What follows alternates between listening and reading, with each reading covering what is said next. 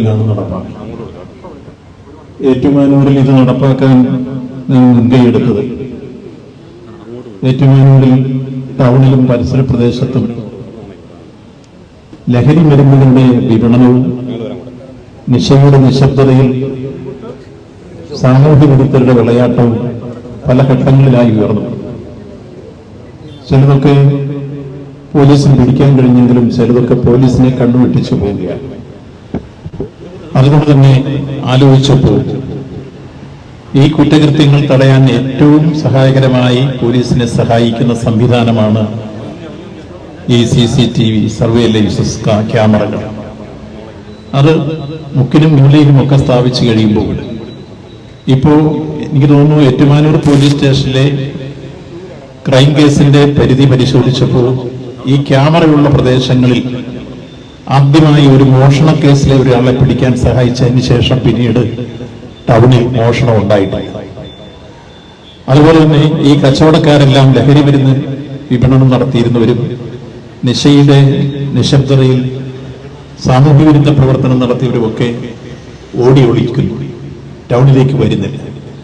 അപ്പോൾ പോലീസിനേറെ സഹായകരമായി ഈ CCTV എന്ന് ബോധ്യപ്പെട്ടതിന്റെ അടിസ്ഥാനത്തിലാണ് ഞാൻ അന്ന് 50 ലക്ഷം രൂപ എന്റെ MLA ഫണ്ടിൽ നിന്ന് കൊടുത്തത്. അത് ആദ്യമായി ജില്ലയിൽ സ്ഥാപിച്ചത്. അപ്പോഴാണ് ജോബി ഇക്കാര്യം സംസാരിക്കുകയും അദ്ദേഹത്തോട് ഞാൻ പറഞ്ഞു, ചങ്ങനാശ്ശേരിയിൽ അനിവാര്യമാണ്. കാരണം ചില ഘട്ടങ്ങളിൽ നമ്മൾ ലോകത്തിന്റെ വിവിധ ഭാഗങ്ങളിൽ ചില കേസുകളിൽ ചില ക്രിമിനലുകളെ പിടിക്കുമ്പോൾ അതിലൊന്ന് ചങ്ങനാശ്ശേരിയിലാണ്. ഇങ്ങനെയുള്ളൊരു ഘട്ടം നമുക്കിവിടെ ഉണ്ടായിരുന്നു. ഇപ്പോൾ പൊതുവെ ഒരുപാട് മാറ്റങ്ങൾ വന്നിരിക്കും. പോലീസിന്റെ നിതാന്തമായ ജാഗ്രതയും അതുപോലെ തന്നെ നാട്ടിൽ വന്ന മാറ്റങ്ങളുമൊക്കെ അത് കുറഞ്ഞു വരുമ്പോൾ പൂർണ്ണമായി ചങ്ങനാശ്ശേരി വളരെ കൺജസ്റ്റഡ് ആയിട്ടുള്ള ഒരു പ്രദേശമാണ്. ആലപ്പുഴ ജില്ലയും പത്തനംതിട്ട ജില്ലയും കോട്ടയം ജില്ലയും ഒക്കെ കേന്ദ്രീകരിക്കുന്ന ഏറ്റവും പ്രധാനപ്പെട്ട ഒരു കേന്ദ്രമെന്ന രൂപത്തിൽ നാടിന്റെ നാനാഭാഗങ്ങളിൽ നിന്ന് ആളുകൾ വന്നു തിരിഞ്ഞു പോകുന്നൊരു പ്രദേശം. ഇത്തരമൊരു സംവിധാനം അനിവാര്യമാണ്. അതിന് MLA ഫണ്ടിൽ നിന്ന് 50 ലക്ഷം രൂപ മുടക്കാൻ മനസ്സ് കാണിച്ച് അത് നടപ്പാക്കിയ ബഹുമാന്യായ MLAക്ക് സംസ്ഥാന ഗവൺമെന്റിന്റെ പേരിൽ തന്നെ അഭിനന്ദനം രേഖപ്പെടുത്തുകയാണ്. നമ്മുടെ നാടിന്റെ നാനാതരത്തിലുള്ള വികസന പ്രശ്നങ്ങളിൽ ജാഗ്രതാപൂർണമായ സമീപനം സ്വീകരിച്ച് മുന്നോട്ട് വന്ന് പ്രവർത്തിക്കുന്ന MLA ഈ കാര്യത്തിലും നല്ല ജാഗ്രത പുലർത്തിയിരിക്കുന്നു. ചങ്ങനാശ്ശേരി പോലീസ് സ്റ്റേഷനിലും കാലോചിതമായ മാറ്റമുണ്ടായിട്ടുണ്ട്. ഈ സദസ്സിൽ മുൻനിരയിലിരിക്കുന്ന പലരും ഈ പോലീസ് സ്റ്റേഷനിൽ ചോര ഒളിപ്പിച്ച് കിടക്കുന്ന സന്ദർഭത്തിൽ ഞാൻ വന്നവരെ കണ്ടവരാണ്. ഒരു ഘട്ടത്തിൽ റസലും ജോസഫും നാസറും നിസാറും സുഗതനും ഒക്കെ. അപ്പൊ അത്രയൊരു കാലഘട്ടം ഉണ്ടായിരുന്നു.